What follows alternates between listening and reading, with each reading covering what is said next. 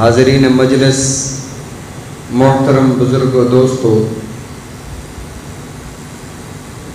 آپ حضرات کے سامنے کلام مقدس فرقان حمید سے آیت مبارکہ اور حدیث مبارکہ تلاوت کی دعا ہے کہ رب العزت مجھے حق اور سچ بیان کرنے کی توفیق عطا فرمائے اور ہم سب کو اخلاص کے ساتھ سمجھنے کی، عمل کرنے کی توفیق عطا فرمائے، آمین ثم آمین۔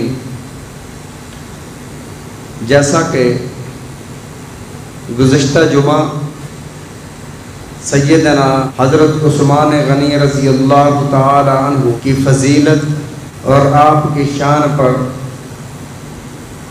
گفتگو کرنے کا شرف حاصل ہوا، اور اسی کے ضمن میں صلح حدیبیہ کا واقعہ زیر بحث ہوا۔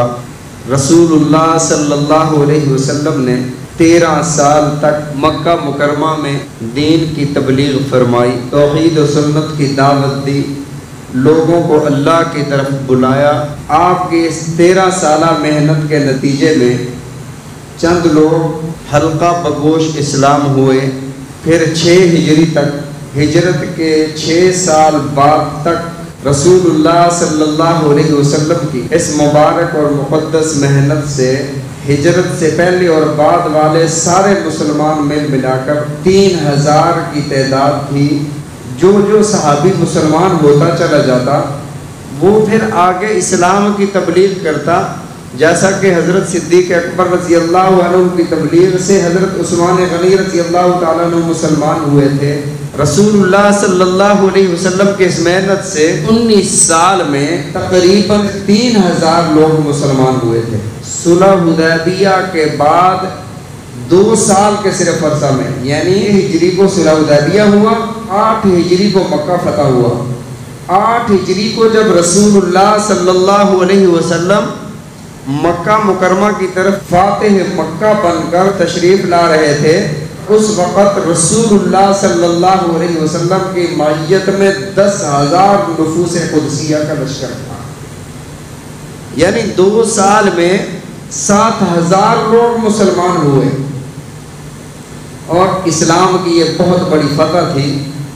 اللہ رب العزت اگر چاہتے تو حدیبیہ میں بھی فتح عطا فرما سکتے تھے۔ جب اللہ رب العزت نے غزوہ بدر میں مسلمان 313 کی تعداد میں ہونے کے باوجود 1000 پر فتح عطا فرمائی، تو وہ رب اس دور میں بھی جب 1400 مسلمان تھے، ان کو اللہ رب العزت نے باطل کے مقابلے میں فتح عطا فرما سکتے تھے، لیکن اس کی وجہ بھی اللہ رب العزت نے قرآن پاک میں ارشاد فرمائی۔ مکہ مکرمہ میں ہجرت نہ کر سکنے والے کچھ ایسے لوگ بھی تھے جنہوں نے اپنے اسلام کو چھپایا ہوا تھا، وہ ہجرت کر نہیں سکتے تھے۔ اللہ نے فرمایا فَلَوْلَا رِجَالٌ مِّنَ الْمُؤْمِنُونَ وَنِسَاءٌ مُؤْمِنَاتٌ لَمْ تَعْلَمُوهُمْ ان تطعوهم فتصيبكم منهم معرة بغیر علم۔ فرمایا بہت سے مومن مرد، بہت سی مومن عورتیں جنہوں نے اپنے اسلام کو مکہ میں رہ کر چھپایا ہوا تھا، اگر یہ جنگ ہو جاتی، اگر اللہ یوں صلح کا انتظام نہ فرماتے تو تمہیں معلوم نہ ہوتا فتصيبكم منهم معرة بغیر علم، تمہیں پتہ ہی نہ ہوتا کہ یہ مسلمان ہیں یا غیر مسلم ہیں، تمہارے ہاتھوں سے وہ مارے جاتے۔ تو اللہ رب العزت نے یہی انتظام فرمایا۔ رسول اللہ صلی اللہ علیہ وسلم کی اونٹنی جس پر آپ سوار تھے حدیبیہ کے مقام پر جا کر بیٹھ جاتی ہے۔ رسول اللہ صلی اللہ علیہ وسلم کے صحابہ نے اسے اٹھانا چاہا، آپ نے فرمایا جس طرح ہجرت کے وقت میری اونٹنی ابو ایوب انصاری کے گھر کے سامنے بیٹھی تھی فَإِنَّهَا مَامُورَةٌ، تو آج بھی اللہ کی طرف سے یہ معمور ہے، یہ اللہ کے حکم سے بیٹھی ہے۔ تو اللہ نے ارشاد فرمایا جن لوگوں نے آپ کو اور آپ کے صحابہ کو مسجد حرام سے روکا ہے، صرف جنگ ان کے ساتھ نہیں ہے، ان کو ناکام بھی کرنا ہے اور باقی جو رہ جانے والے مسلمان ہیں انہیں بچانا بھی ہے۔ یہی وجہ تھی اللہ نے فرمایا کہ ہم نے صلح کا انتظام فرمایا۔ اس صلح کے بعد اسلام بڑی تیزی سے پھیلا۔ رسول اللہ صلی اللہ علیہ وسلم نے بے شمار خطوط لکھے، اسلام کی دعوتیں دی۔ اگلے سال 7 ہجری کو رسول اللہ صلی اللہ علیہ وسلم نے اعلان فرمایا کہ اللہ کا حکم ہے کہ خیبر کی طرف جاؤ۔ بنو نذیر کے یہودی جو مدینہ کے اطراف سے جلا وطن کیے گئے تھے، وہاں جمع ہو کر اسلام کے خلاف سازش کر رہے ہیں، وہاں ان کے ساتھ جہاد کرنا ہے۔ اگر تم نہ گئے تو وہ مدینہ طیبہ پر حملہ آور ہو جائیں گے۔ رسول اللہ صلی اللہ علیہ وسلم نے ارشاد فرمایا، اللہ نے فتح کا وعدہ بھی فرمایا ہے، مغانم کثیرتن، کثرت سے اللہ نے مال غنیمت کا بھی وعدہ فرمایا ہے۔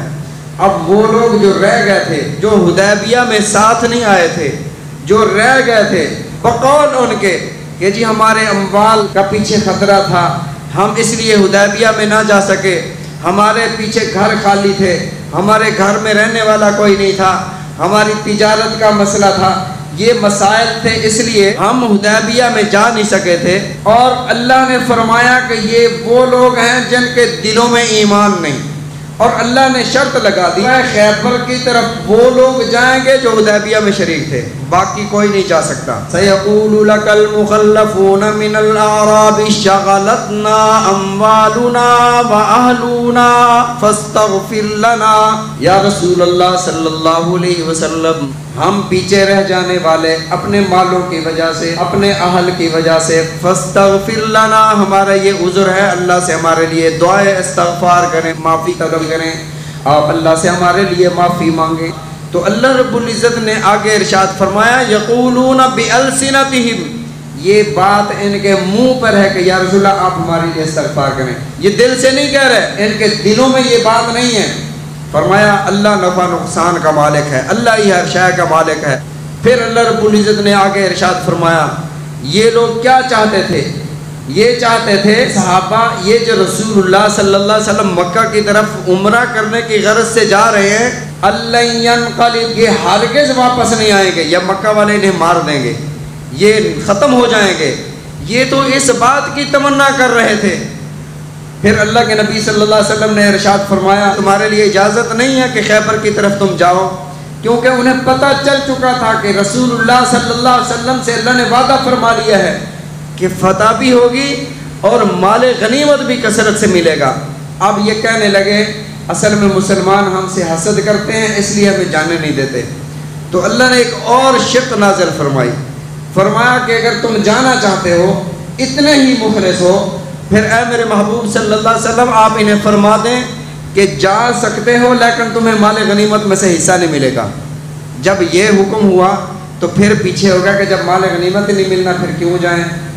تو اللہ نے فرمایا سَيَقُولُ الْمُخَلَّفُونَ إِذَا انطَلَقْتُمْ إِلَىٰ مَغَانِمَ لِتَأْخُذُوهَا ذَرُونَا نَتَّبِعْكُمْ يُرِيدُونَ أَن يُبَدِّلُوا كَلَامَ اللَّهِ، یہ چاہتے ہیں کہ اللہ اپنا فیصلہ تبدیل فرما دے اور ہمیں ایسے ہی ساتھ ملانے، ہم مال غنیمت میں بھی شریک ہو جائیں۔ اللہ رب العزت نے انہیں مال غنیمت میں شریک نہ کرنے کی شرط لگا کر فرمایا کہ ایسے جانا چاہتے، پھر پتہ چل جائے گا کہ تم دین اور اسلام کے ساتھ، حضرت رسول اللہ صلی اللہ علیہ وسلم کے ساتھ مخلص ہو یا نہیں ہو۔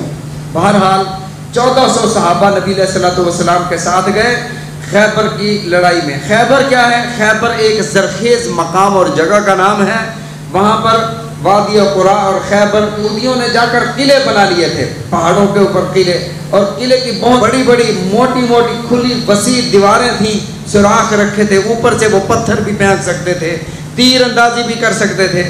اللہ کے نبی صلی اللہ علیہ وسلم اپنے 1400 جانثاروں کو لے کر خیبر کی طرف تشریف لے گئے۔ راستے میں ایک صحابی تھے حضرت عامر بن الاقوع رضی اللہ تعالیٰ عنہ، اور ان کی آواز بڑی سریلی اور بڑی بہترین تھی۔ جب یہ ہدی کہا جاتا تھا جب سریلی آواز کے ساتھ کوئی رجز، کوئی نظم پڑھتے تھے تو اونٹ بھی اپنی رفتار تیز کر دیا کرتے تھے۔ حضرت عامر بن الاقوع رضی اللہ تعالیٰ عنہ سے صحابہ نے فرمایا کہ ہدی پڑھو، آپ وہ نظم پڑھو۔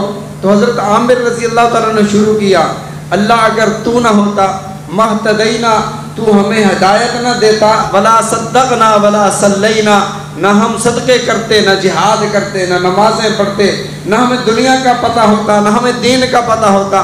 یہ اشعار پڑھ رہے تھے، رسول اللہ صلی اللہ علیہ وسلم تک آواز پہنچی تو رسول اللہ صلی اللہ علیہ وسلم نے ارشاد فرمایا اللہ عامر پر رحم فرمائے۔ حضرت عمر رضی اللہ تعالیٰ عنہ حاضر خدمت ہوئے، یا رسول اللہ ہمیں کچھ اور فائدہ ان سے اٹھانے دیتے۔ آپ نے یہ جملہ ارشاد فرما دیا کیونکہ رسول اللہ صلی اللہ علیہ وسلم کسی کے لیے بھی اگر یوں فرما دیتے اللہ اس پر رحم فرما دیں تو وہ بندہ شہید ہو جاتا تھا۔ یہ جو مرحوم کا لفظ ہم میت کے ساتھ بولتے ہیں، مرحوم کا معنی بھی یہی ہے جس پر اللہ کی رحمت ہو جائے۔ مرحوم کا مطلب یہ نہیں ہے کہ جو مر جائے، یہاں سے اخذ کیا گیا ہے مرحوم جس پر اللہ کی رحمت کی گئی ہو۔ تو نبی علیہ الصلوۃ والسلام نے ارشاد فرمایا میری زبان اللہ کے قبضے میں ہے، جو اللہ چاہے وہ میرے منہ سے نکلوا دیتا ہے، میری زبان سے وہی نکلتا ہے، لا یخرج من ھذا الا الحق، حق کے علاوہ میری زبان سے کوئی چیز نکلتی ہی نہیں ہے۔ بہرحال حضرت عامر بن الاقوع رضی اللہ تعالیٰ عنہ کر شہید ہو گئے۔ رسول اللہ صلی اللہ علیہ وسلم جب وہاں پہنچے تو صحابہ کرام رضوان اللہ علیہم اجمعین نے وہاں ایک قلعے کا محاصرہ کیا۔ بے شمار قلعے تھے، قلعے کو حصن کہا جاتا ہے، عربی میں قلعے کو حصن کہا جاتا ہے، حصن الاسد، حصن الزبیر، حصن القموس۔ جاتے ہی ایک پیغام دیا، قاصد بھیجے، بھئی مسلمان یہاں آ گئے ہیں، ہمارے ساتھ صلح کے لیے 3 شرائط ہیں۔ سب سے پہلی شرط یہ ہے اسلم تسلم، اسلام لے آؤ۔ دیکھو رسول اللہ صلی اللہ علیہ وسلم کو اللہ نے جوامع الکلم عطا فرمایا، الفاظ مختصر، معنی اور مفہوم بہت بڑا۔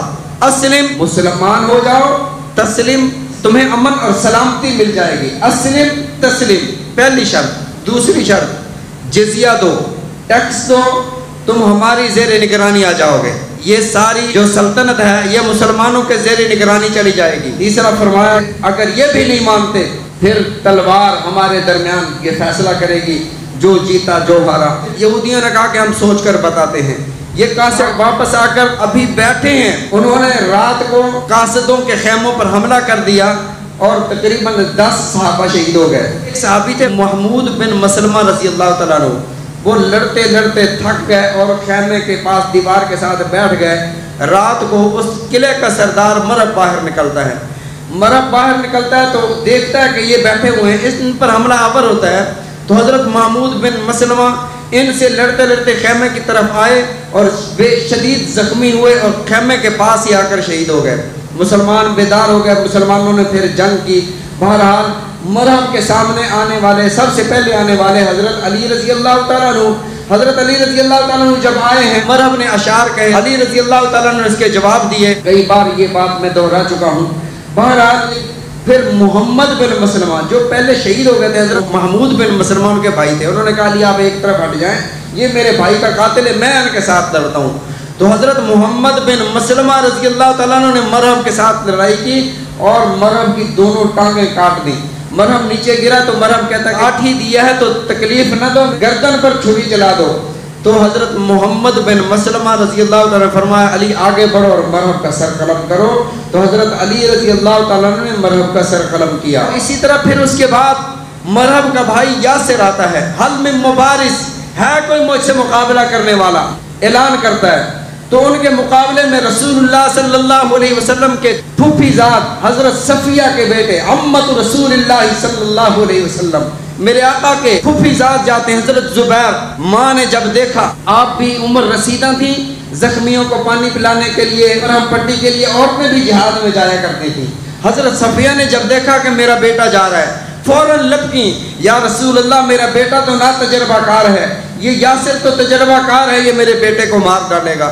رسول اللہ صلی اللہ علیہ وسلم نے ارشاد فرمایا پھوپھی رک جاؤ، صبر کرو، یقتل ابنوں کا، تیرے بیٹے نے اس کو قتل کرنا ہے۔ میرے آقا علیہ الصلوۃ والسلام کی بات حرف بحرف ثابت ہوئی اور حضرت زبیر رضی اللہ تعالیٰ عنہ نا تجربہ کاری کے باوجود کام تمام کر دیا۔ پھر اللہ کے نبی صلی اللہ علیہ وسلم کے صحابہ نے ایک قلعہ فتح فرمایا، دوسرا قلعہ فتح فرمایا، قلعوں کے قلعے فتح کرتے گئے۔ بہرحال ایک قلعے پر پہنچے جس کا نام ہے حصن الزبیر، پہاڑی کے اوپر تھا۔ وہاں سے انہوں نے منجنیقیں بنائی ہوئی، منجنیق کیا تھی؟ بڑے بڑے پتھر اس میں ڈال کے دیواریں قلعوں کی توڑا کرتے تھے۔ رسول اللہ صلی اللہ علیہ وسلم نے اس قلعے کو بھی جب فتح فرمایا، ان سے پوچھا گیا، انہوں نے کہا کہ یہ ساری تیاری ہم نے مدینہ طیبہ کو فتح کرنے کے لیے کی تھی۔ بہرحال یہ قلعہ بھی فتح ہوا۔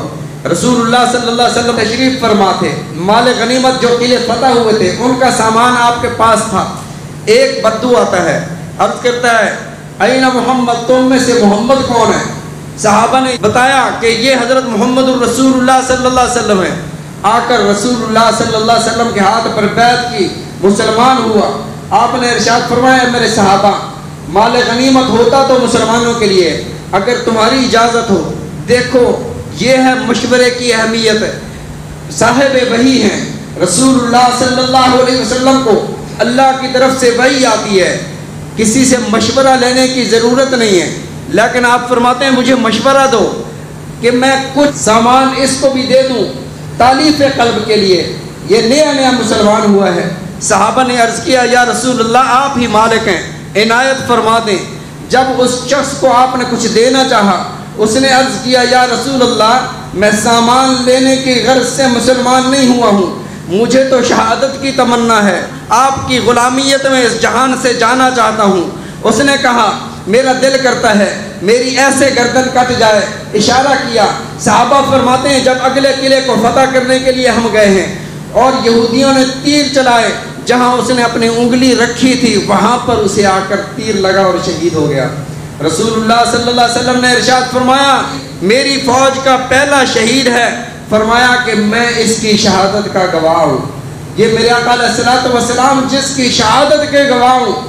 پھر رسول اللہ صلی اللہ علیہ وسلم نے قلعے فتح فرمائے، خیبر فتح ہوا۔ تیماء ایک جگہ کا نام تھا، وہاں کے یہودی آ گئے، انہوں نے کہا کہ ہم صلح چاہتے ہیں، ہم جزیہ دیں گے۔ آپ نے فرمایا اب وہ پہلے والی شرائط نہیں ہے، اب پہلی شرط یہ ہے کہ تم سارے کے سارے یہاں سے چلے جاؤ، شام کی طرف چلے جاؤ، ساتھ سارا سامان لے جا سکتے ہو، سونا چاندی اور تلواریں نہیں لے جا سکتے، باقی سب کچھ لے جا سکتے ہو، تمہیں جان کی امان ہے، لے جاؤ۔ حالانکہ غداروں کو جو کسی کے ساتھ مل کر تمہیں نقصان پہنچائیں، جو تمہارے خلاف جنگ کی تیاری کر رہے ہوں، انہیں کسی قسم کی کوئی معافی نہیں ہوتی، لیکن رسول اللہ صلی اللہ علیہ وسلم نے عام معافی کا اعلان فرمایا اور فرمایا کہ اگر کسی کے ہاں سونا چاندی چھپایا ہوا پایا گیا جس نے ہمارے ان معاہدوں کی خلاف ورزی کی، انہیں قتل کر دیا جائے گا۔ رسول اللہ صلی اللہ علیہ وسلم نے جب یہ فیصلہ فرما دیا، وہ یہودی آئے، عرض کیا یا رسول اللہ ہم ویسے مغلوب ہو گئے، آپ کو اللہ نے فتح عطا فرمائی، یہ جو خیبر کی زمینیں ہیں، یہ جو فتح کے باغات ہیں، ہم ان کی آبیاری کیا کرتے تھے، ہم ان کی کاشت کیا کرتے تھے، ویسے بھی ان کی دیکھ بھال اور نگرانی کے لیے آپ نے بندے رکھنے ہیں، ہمیں یہاں پر ملازم اور نوکر رکھ لیں، ہم ان کی اچھی دیکھ بھال کیا کریں گے۔ رسول اللہ صلی اللہ علیہ وسلم نے ارشاد فرمایا آدھا منافع ہوگا وہ آپ کو دیا جائے گا، آدھا مسلمانوں کو، لیکن غداری نہیں چلے گی۔ پھر پتہ چلا کہ جو کنانہ بن ابی الحقیق تھا، اس نے سونا چھپایا ہوا تھا۔ رسول اللہ صلی اللہ علیہ وسلم نے سزائے موت کا اس کے لیے اعلان فرمایا۔ یہ کون تھا؟ یہ حضرت صفیہ رضی اللہ تعالیٰ عنہ ام المومنین جو رسول اللہ صلی اللہ علیہ وسلم کے نکاح میں آئیں، ان کا شوہر تھا، اور حی بن اخطب جو یہودیوں کا سردار تھا اس کا داماد تھا۔ رسول اللہ صلی اللہ علیہ وسلم نے سارا خیبر کا جو مال غنیمت تھا مسلمانوں میں تقسیم فرمایا۔ کسی نے آ کر رسول اللہ صلی اللہ علیہ وسلم کو خبر دی، یا رسول اللہ صلی اللہ علیہ وسلم حضرت صفیہ دہیہ کلبی کے پاس ان کے حصے میں چلی گئی ہیں، اور وہ ایک بادشاہ کی حی بن اخطب کی بیٹی ہیں، کنانہ کی زوجہ ہیں، دوسرے بادشاہ کی زوجہ ہیں، اسے آپ اپنے لیے قبول فرمائیں۔ رسول اللہ صلی اللہ علیہ وسلم نے حضرت دہیہ کلبی رضی اللہ تعالیٰ عنہ کو بلایا، فرمایا لوگ ایسے مشورہ دے رہے ہیں، ہے آپ کے حصے میں، نکاح کرنا چاہو تو کر لو۔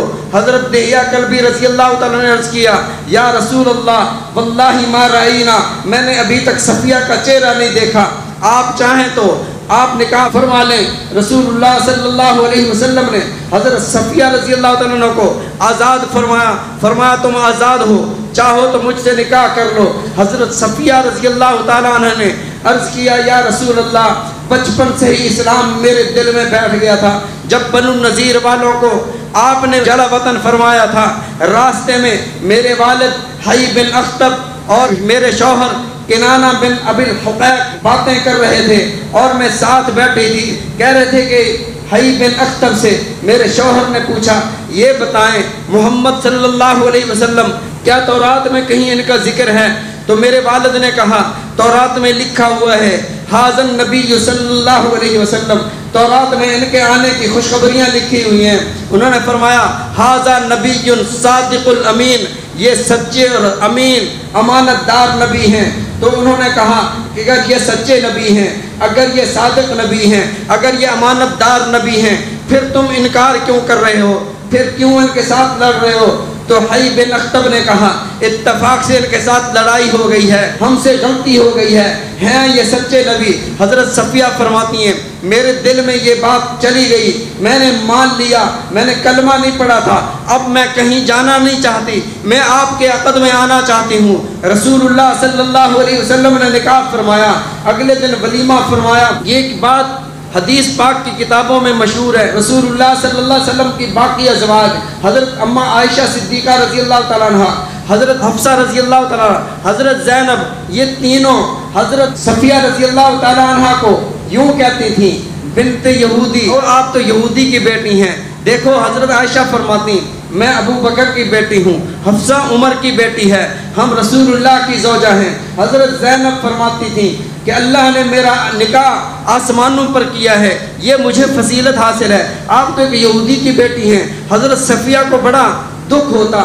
رنج ہوتا، سوکنیں تھیں۔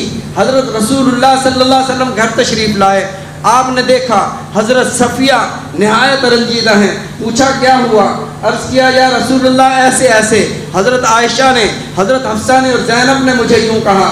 تو اللہ کے نبی صلی اللہ علیہ وسلم نے ارشاد فرمایا اب اگر تمہیں یوں کہیں تو آپ نے یہ جواب دینا ہے کہ میرے والد کا نسب حضرت موسیٰ علیہ السلام سے ملتا ہے، میں حضرت موسیٰ علیہ السلام کی بیٹی ہوں، حضرت ہارون میرے چچا ہیں اور ایک پیغمبر کی میں زوجہ ہوں۔ جب اگلی دفعہ بات ہوئی بنت یہودی انہوں نے کہا تو حضرت صفیہ نے فرمایا میں حضرت موسیٰ کی بیٹی، حضرت ہارون کی بھتیجی اور رسول اللہ صلی اللہ علیہ وسلم کی زوجہ، بھلے تم ابو بکر کی بیٹی ہو، عمر کی بیٹی ہو، ابو بکر نبی تو نہیں ہے، عمر نبی تو نہیں ہے، انبیاء کے ساتھ میرا واسطہ ہے۔ اب یہ آئی رسول اللہ صلی اللہ علیہ وسلم کی خدمت میں، یا رسول اللہ آپ تو لوگوں کو دین سکھاتے ہیں، کب سے آپ نے جواب بھی سکھانا شروع کر دیے؟ آپ نے فرمایا تم جو کہتی ہو بنت یہودی وہ تمہیں کس نے اجازت دی ہے؟ میں نے تو اسے حق بتایا ہے، میں نے تو اسے سچ بتایا ہے کہ وہ حضرت موسیٰ علیہ السلام سے ان کا واسطہ، حضرت ہارون علیہ السلام سے ان کا واسطہ، حضرت رسول اللہ صلی اللہ علیہ وسلم کی وہ زوجہ ہیں۔ بہرحال رسول اللہ صلی اللہ علیہ وسلم نے غزوہ خیبر کے وقت خیبر فتح ہوا، زمینیں آپ کے پاس آئیں تو ایک عورت آتی ہے، زینب اس کا نام ہے، سلام بن مشکم کی وہ زوجہ ہیں، رسول اللہ صلی اللہ علیہ وسلم کی خدمت میں حاضر ہوتی ہیں۔ یا رسول اللہ سب کچھ فتح ہو گیا، سارا خیبر آپ کے زیر نگیں آ گیا، مال و دولت آپ کے قدموں میں آ گئے، باغات اور زمینیں آپ کے زیر نگیں آ گئے، آپ کی دعوت کرنا چاہتی ہوں۔ رسول اللہ صلی اللہ علیہ وسلم کبھی دعوت کو ٹھکراتے نہیں تھے، انکار نہیں فرمایا۔ ان لوگوں سے پوچھا آپ کیا پسند فرماتے ہیں؟ لوگوں نے بتایا بکرے کی دستی جو اگلا حصہ ہوتا ہے ٹانگوں کا، اس کے اوپر والا حصہ یہ آپ پسند فرماتے ہیں۔ دستی کو اس نے بھونا، تیار کیا، اس کے اوپر زہر ملایا، رسول اللہ صلی اللہ علیہ وسلم کی خدمت میں آپ کے سامنے رکھ دیا۔ رسول اللہ صلی اللہ علیہ وسلم نے وہاں سے لقمہ لیا، وہاں سے گوشت کو توڑا۔ ایک صحابی آپ کے ساتھ بیٹھے ہیں بشر بن برا رضی اللہ تعالیٰ عنہ، آپ نے فرمایا میرے غلام تو بھی کھا، کائنات میں ایسا کوئی آقا، ایسا کوئی فرما روا نہیں ہے جو اپنے سامنے کسی نوکر کو، کسی غلام کو بٹھا کر پہلے اسے کھلاتا ہو بعد میں خود کھاتا ہو۔ حضرت ابو ہریرہ رضی اللہ تعالیٰ عنہ کا واقعہ مشہور ہے، نبی علیہ الصلوۃ والسلام نے حکم فرمایا ابو ہریرہ سب سے پہلے یہ دودھ سارے صحابہ کو پلاؤ، اشرب پھر تم پیو، آخر میں محمد مصطفیٰ صلی اللہ علیہ وسلم نوش فرمائیں گے۔ اور میرے آقا علیہ الصلوۃ والسلام نے فرمایا بشر بن برا شروع کرو۔ بشر نے لقمہ اٹھایا، رسول اللہ صلی اللہ علیہ وسلم نے بوٹی توڑی، آپ نے اپنے منہ مبارک کے پاس لے گئے، گوشت سے آواز آتی ہے لا تاکلنی یا محمد، محمد صلی اللہ علیہ وسلم مجھے نہ کھائیں، انا مسموم، میں زہر آلود ہوں، میرے اندر زہر ملایا گیا ہے۔ آپ نے ہاتھ روک دیا، حضرت بشر رضی اللہ تعالیٰ نے وہ پہلا لقمہ نگل لیا، آپ شہید ہو گئے۔ رسول اللہ صلی اللہ علیہ وسلم نے ارشاد فرمایا میں نے اپنی ذات کی خاطر جو اس نے میرے ساتھ ظلم کیا ہے عورت نے، میں نے اسے معاف کیا، لیکن جو صحابی کی جان گئی ہے اس کی وجہ سے اس کی معافی نہیں ہے۔ بہرحال اس عورت کو سزائے موت دی گئی۔ اور ایک صحابی تھے حجاج بن اللہ رضی اللہ تعالیٰ عنہ، نبی علیہ الصلوۃ والسلام کی خدمت میں حاضر ہوئے۔ یا رسول اللہ، مکہ مکرمہ میں میرا مال پھنسا ہوا ہے، بہت سے لوگوں نے میرا پیسہ دینا ہے، میں نے ان سے پیسے لینے ہیں، آپ مجھے اجازت فرمائیں میں وہاں سے پیسے لے لوں، لیکن ان کو یہ تو کہنا پڑے گا کہ یہودی غالب آ گئے ہیں۔ آپ نے فرمایا صرف تمہیں اجازت ہے۔ حضرت حجاج بن اللہ رضی اللہ تعالیٰ عنہ مکہ میں گئے ہیں، وہاں جا کر لوگوں سے کہا لوگوں محمد صلی اللہ علیہ وسلم کو قیدی بنا لیا گیا ہے، آپ کے صحابہ قیدی بن گئے ہیں، یہودی غالب آ گئے ہیں، اسلام ختم ہو گیا ہے۔ اب ان لوگوں نے اس خوشی میں حضرت حجاج بن اللہ کو پیسے دینے شروع کر دیے جو انہوں نے دینے تھے۔ حضرت عباس رضی اللہ تعالیٰ نے جب سنا بستر سے لگ گئے کہ یہ کیا ہو گیا ہے۔ تیسرے دن حضرت حجاج کو اپنے پاس بلایا اور کہا کہ صحیح صورتحال بتاؤ۔ انہوں نے فرمایا صحیح صورتحال یہ ہے کہ یہودی تباہ ہو گئے ہیں، یہودی صفحہ ہستی سے مٹ گئے ہیں، محمد صلی اللہ علیہ وسلم کا اسلام غالب آ گیا ہے اور ہر قلعے پر اسلام کا پرچم لہرا رہا ہے۔ حضرت عباس رضی اللہ تعالیٰ عنہ نے نئے کپڑے زیب تن کیے، عطر لگایا، آپ حرم میں تشریف لائے، طواف کر رہے ہیں اور تلبیہ پڑھ رہے ہیں۔ انہوں نے کہا عباس بڑے دل والے ہو، تمہارے بھتیجے کے ساتھ یہ ہو گیا ہے، وہ قید ہو گئے ہیں اور آپ اس قدر خوشی اور اس قدر خوشبوؤں میں مہکتے ہوئے۔ انہوں نے فرمایا بدبختو، تمہیں کیا پتا یہودی مٹ گیا ہے، میرے محبوب کو، میرے بھتیجے کو، حضرت محمد الرسول اللہ صلی اللہ علیہ وسلم کو اللہ نے فتح عطا فرمائی ہے۔ انہوں نے دیکھا، انہوں نے حجاج کو پکڑنے کی کوشش کی۔ حجاج بن اللہ اپنے پیسے لے کر مدینہ طیبہ پہنچ چکے تھے۔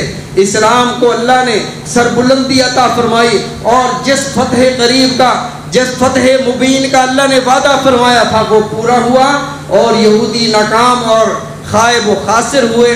اللہ رب العزت ہم سب کو نبی علیہ الصلوۃ والسلام اور صحابہ کرام رضوان اللہ علیہم اجمعین کے نقش قدم پر چلنے کی توفیق عطا فرمائے۔ رسول اللہ صلی اللہ علیہ وسلم کے صحابہ جیسا جذبہ جہاد ہم سب کے دلوں میں اللہ رب العزت اجاگر فرمائے، حق کو سمجھنے کی توفیق عطا فرمائے اور باطل سے اللہ رب العزت ہم سب کو دور رکھے۔ وما علینا الا البلاغ المبین۔